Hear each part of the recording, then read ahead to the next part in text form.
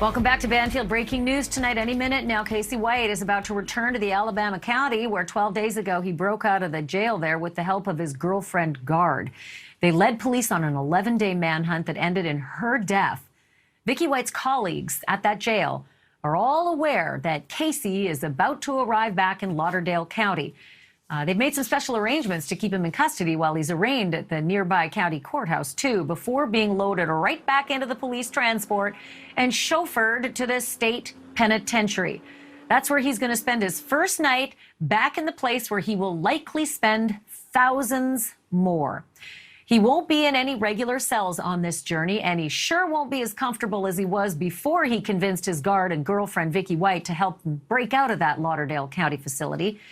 We have live cameras waiting to see when the sheriff's motorcade is going to pull up to transfer the prisoner to the courthouse, and we're going to bring it to you the minute that he does show up. But that mad dash that Casey and Vicky made across 3 states involved multiple getaway cars and at least 1 motel. The pair broke out of the Lauderdale County Jail 12 days ago before going on a Bonnie and Clyde-styled run that ended in a police pursuit and the death of that jail guard, Vicky White.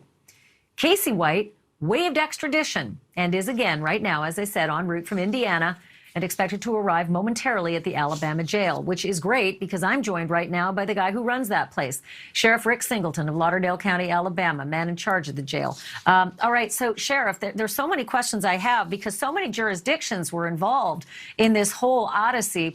I was just talking to the sheriff of Evansville, asking him about that hotel room. He said there was evidence left behind in the hotel room. He said it wasn't of significant evidentiary value, but you're the guys who are going to be doing some prosecuting. Are you in receipt of that evidence, and do you know what was left behind?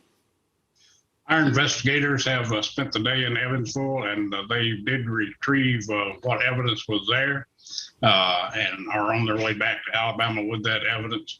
I'm not sure. I have not, of course, gotten an itemized list of what evidence was retrieved. I do understand it's about $30,000 in cash, the weapons, and some other items. And some camping gear in the car and apparently some extra clothing, et cetera, from the hotel room. But when you do get that list, I'm going to check back with you on it. What charges is Casey White about to answer to in the next few minutes when he pulls up there and is, paraded in front of, I'm assuming, a magistrate to be arraigned tonight? Actually, in front of a circuit judge. The charge tonight that he's being arraigned on is escape.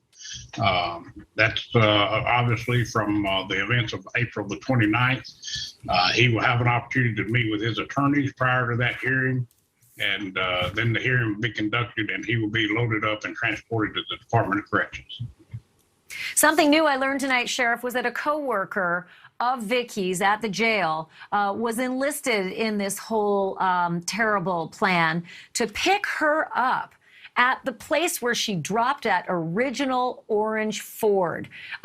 She dropped the car and called the co-worker to give her a ride back to the jail. And of course, she eventually, took the cruiser, and the two of them escaped in the cruiser and picked up the Ford, the orange Ford at that drop site. That co-worker must be very, very upset at the notion that Vicky, drew them into this.